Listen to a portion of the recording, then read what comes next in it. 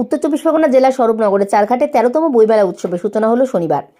চারঘাট মিলন মন্দির বিদ্যাপীঠ ময়দানে এনএসআর সাংস্কৃতিক চক্রের পরিচালনায় বইমেলা চলবে আগামী 23শে ডিসেম্বর পর্যন্ত। এলাকার শান্তি, সম্প্রীতি, ঐক্য অক্ষুণ্ণ রাখতে এদিন সকাল 7টায় সংহতি দৌড়ের মধ্য দিয়ে বইমেলা উৎসবের সূচনা করেন জাতীয় এবং আন্তর্জাতিক স্তরের প্রাক্তন ক্রীড়াবিদ কোচেস অ্যাসোসিয়েশন অফ বেঙ্গলের কনভেনার বিশিষ্ট সমাজসেবী ইসমাইল সর্দার। মসলন্দপুর 3 আমতলা থেকে চারঘাট মেলা প্রাঙ্গণ পর্যন্ত প্রায় 7 কিলোমিটার সংহতি দৌড়ে অংশগ্রহণ করেন প্রায় 2 শতাধিক ছেলেমেয়ে। ইসমাইল সর্দার নবপ্রজন্মের ছেলে মেয়েদের পড়াশোনার পাশাপাশি ক্রীড়ামুখী হওয়ার আহ্বান জানান। পাশাপাশি বইমেলা উৎসবের গুরুত্ব এবং প্রয়োজনীয়তা তুলে ধরেন। উপস্থিত ছিলেন এনএসআর সাংস্কৃতিক চক্রের সভাপতি বিশিষ্ট শিক্ষক ভৈরব মিত্র, বইমেলার প্রধান উপদেষ্টা চারঘাট গ্রাম পঞ্চায়েতের প্রধান টুম্পা সর্দার, চাত্রা গ্রাম পঞ্চায়েতের প্রধান আসলাম উদ্দিন, জনপ্রতিনিধি তাপস কুমার ঘোষ সহ অন্যান্য বিশিষ্টজনেরা। উত্তর চব্বিশ পরগনা জেলা পরিষদের সভাধিপতি অশোকনগরের বিধায়ক নারায়ণ গোস্বামীর পৃষ্ঠপোষকতায় অনুষ্ঠিত চারঘাট বইমেলা উৎসবের উদ্বোধক হিসেবে শনিবার সন্ধ্যায় উপস্থিত ছিলেন প্রখ্যাত কবি ও গীতিকার শুভ দাশগুপ্ত। এদিন বিকেলে বইমেলার মূল উদ্বোধনী অনুষ্ঠানের আগে অনুষ্ঠিত বর্ণময় পদযাত্রায় পা মেলান এলাকার বিশিষ্ট ব্যক্তিবর্গ। এদিন রেনেসাঁস সাংস্কৃতিক চক্রের স্মরণিকা গ্রন্থ প্রকাশের পাশাপাশি রেনেসাঁস রত্ন প্রদান করা হয়।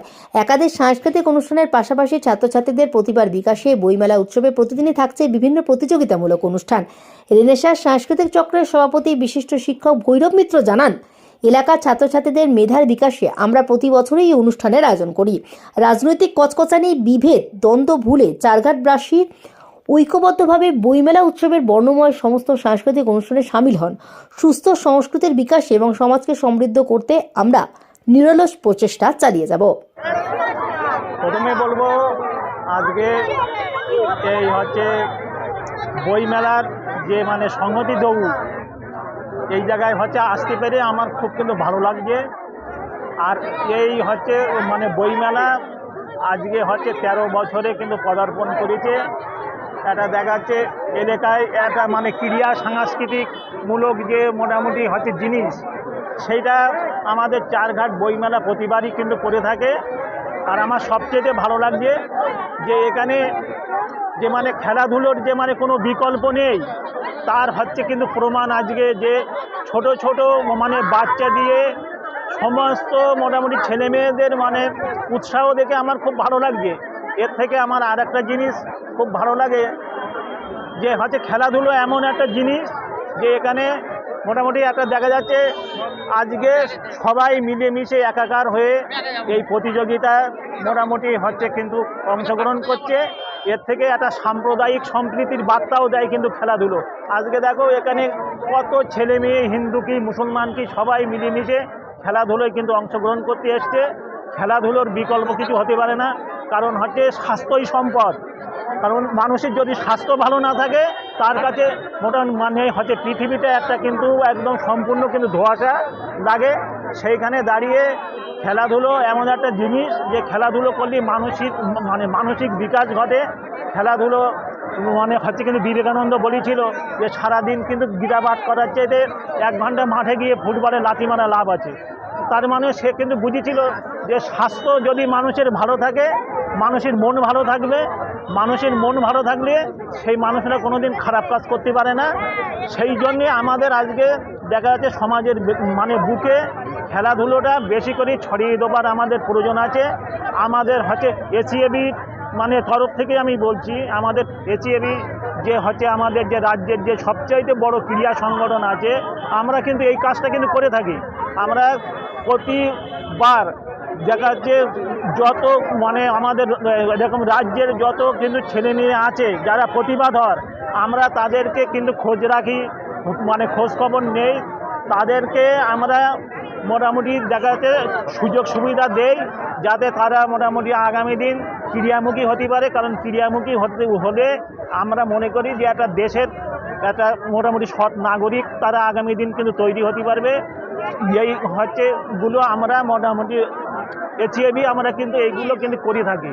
আগামী দিন সবাই কিন্তু খেলাধুলোর দিকে ছেলে মেয়েরা কিন্তু কিন্তু বেশি করে কিন্তু অগ্রসর হোক, এবং তাদের আমি কিন্তু শুভকামনা করি। আপনার নাম পরিচয়? আমার নাম ইসমাইল সর্দার। মধ্যে এবং আমি মসলন্দপুরের মানুষ হিসাবে গর্বিত যে চারঘাট বইমেলা মসলন্দপুর এবং চারঘাটকে একটা সম্পর্কের বাঁধনে বেঁধে নিল। প্রত্যেক বছর ঠিক এই জায়গা থেকে সংহতি দৌড় শুরু হয় এবং সংহতি দৌড়ে অংশগ্রহণকারী শিশু থেকে বয়স্ক মানুষ পর্যন্ত, ছেলে মেয়ে সবাই মিলে যে উৎসাহ উদ্দীপনার সঙ্গে এই ম্যারাথন দৌড়ে অংশগ্রহণ করে, সেটা নিঃসন্দেহে খুব প্রশংসার যোগ্য এবং এটাই প্রমাণ করে যে বইমেলার প্রতি মানুষের আগ্রহের কতখানি বাতাবরণ তৈরি হয়েছে। বই থেকে আমরা অনেকখানি দূরে চলে গেছি, কিন্তু চারঘাট বইমেলা আমাদেরকে অনেক কাছে বেঁধে রেখেছে। চারঘাট বইমেলার শুভ কামনা করি, সাফল্য কামনা করি। সকলকে ধন্যবাদ। আপনার নাম পরিচয়? তাপস ঘোষ, প্রাক্তন প্রধান, মসলন্দপুর 1 নম্বর গ্রাম পঞ্চায়েত। অ্যাকচুয়ালি বইমেলার যে উদ্যোগ, আমি পঞ্চায়েত প্রশাসন হিসেবে আমার বক্তব্য একটাই, যে চারঘাট বইমেলা যারা উদ্যোগ নিয়ে প্রতি বছর করে, এটা 13তম বছর। আমাদের প্রত্যেকটা পঞ্চায়েত এলাকায় আমার মনে হয় বই যে মানুষের একটা পরম বন্ধু, এটা চারঘাট যারা এই বইমেলাটা উদ্যোগ নিয়ে করে তাদের কাছ থেকে আমাদের প্রত্যেকের শেখা উচিত। এই পঞ্চায়েত প্রশাসক হিসাবে আমার একটাই বক্তব্য, প্রত্যেকটা পঞ্চায়েত এলাকায় মানুষের সঠিক বন্ধু যে বই, সেটাকে ফিরিয়ে আনার জন্য প্রত্যেকটা পঞ্চায়েত এলাকায় একটা করে বইমেলা হওয়া উচিত। আর শান্তি সম্প্রীতি নিঃসন্দেহে বইয়ের মাধ্যমে, মানুষের পড়াশোনার মাধ্যমে শান্তি সম্প্রীতির সঠিক বার্তা মানুষের কাছে পৌঁছে দেওয়া যায়, এটা তার একটা নিদর্শন স্বরূপ। তাই চারঘাট বইমেলা সকল শুভবুদ্ধি মানুষের কাছে একটা অনুপ্রেরণা হওয়া উচিত, এটাই আমার বলা। আমার নাম আসলাম উদ্দিন, 4টা গ্রাম পঞ্চায়েত প্রধান। এর মূলত ভাবনা হচ্ছে যে এইখানকার আমরা ভেবেছিলাম যে সাংস্কৃতিক চেতনাবোধে যদি একটা সমাজ জাগ্রত হতে পারে, তাহলে সেই সমাজ ব্যবস্থা বিভিন্ন দিক থেকে সমৃদ্ধি লাভ করতে পারে। সেই জন্য আমরা মানুষদেরকে সাংস্কৃতিকভাবে সচেতন করার চেষ্টা করি প্রত্যেক বছর এই বইমেলা উৎসবের মধ্য দিয়ে। এই বইমেলা আমাদের 8 দিন ধরে চলে। প্রথমে আমরা সম্প্রীতির জন্য একটা দৌড় করি, প্রায় 6.5 কিলোমিটার যার দূরত্ব। এছাড়া প্রতিদিন বিভিন্ন বাচ্চাদের সাংস্কৃতিক প্রতিযোগিতা, তাদের সৃজনশীল দক্ষতা প্রকাশের একটা ব্যবস্থা আমরা এখানে করে থাকি। বিভিন্ন সঙ্গীত, আবৃত্তি, অঙ্কন, গিটার, এমনকি রন্ধন প্রতিযোগিতাও আমরা এখানে, প্রশ্নোত্তর সহ বিভিন্ন রকম প্রতিযোগিতা আমরা এখানে করে থাকি।